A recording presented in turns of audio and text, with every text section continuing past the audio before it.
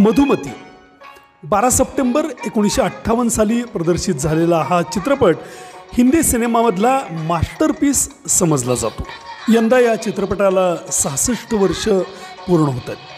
बिमल रॉय यांचं अप्रतिम दिग्दर्शन, सलील चौधरी यांचं भन्नाट असं संगीत आणि दिलीप कुमार वैजयंतीमाला यांचा अभिनय, वैजयंतीमालाचं खास करून नृत्य कौशल्य या जोरावर हा चित्रपट रसिकांचा लाडका चित्रपट बनला.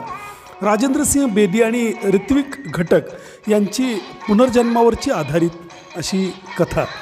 मात्र या कथेला अशा भन्नाटपणे विमल रॉय यांनी जोडलं की हा चित्रपट एक मास्टरपीस बनून रसिकांच्या मनामध्ये गुंजत राहिला. यातली गाणी खास करून रसिकांची प्रचंड आवडती बनली, जी आजही रसिकांच्या ओठावरती आहेत.